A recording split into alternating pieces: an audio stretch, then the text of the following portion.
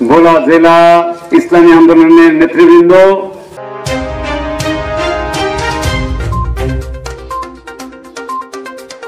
অপরূপ TV online. ভোলা ৪ চরফ্যাশন মনপুরা হাতপাখা প্রার্থীর মনপুরায় গণসংযোগ। রিয়াজউদ্দিন মনপুরা উপজেলা পাঠানো তথ্যচিত্রে বিস্তারিত।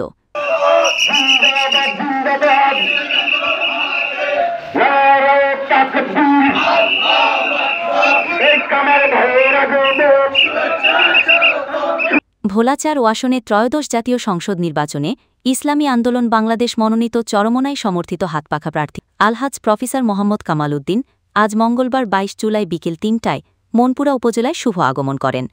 সাধারণ মানুষের ভালোবাসা এবং নেতাকর্মীদের বিপুল সংবর্ধনার মধ্য দিয়ে তিনি মনপুরায় পদার্পণ করেন।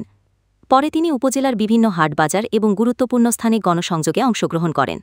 এ সময় তিনি মানুষের সঙ্গে সরাসরি এখানে আমার প্রাণপ্রিয় মনপুরার ইসলামী আন্দোলনের নেতৃবৃন্দ, মনপুরার ইসলামী আন্দোলনের বিভিন্ন স্তরের দায়িত্বশীল কুশল বিনিময় করেন এবং আসন্ন জাতীয় নির্বাচনে হাতপাখা প্রতীকে ভোট প্রার্থনা করেন।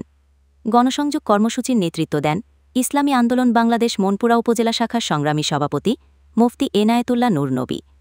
গণসংযোগে আরও উপস্থিত ছিলেন জেলা নেতৃবৃন্দসহ উপজেলা এবং ইউনিয়ন পর্যায়ের দায়িত্বশীলবৃন্দ, যুব এবং ছাত্র আন্দোলনের নেতাকর্মী, স্থানীয় মসজিদের ইমাম মুয়াজ্জিন, ব্যবসায়ী এবং সমাজের গণ্যমান্য ব্যক্তিবর্গ। গণসংযোগ চলাকালে সংক্ষিপ্ত বক্তব্যে প্রফেসর মোহাম্মদ কামাল উদ্দিন ঐক্যবদ্ধ থাকলে, সহযোগিতা করলে এখন মুক্তাসার দোয়া হয়ে আমরা নামাজ পড়ব ইনশাআল্লাহ।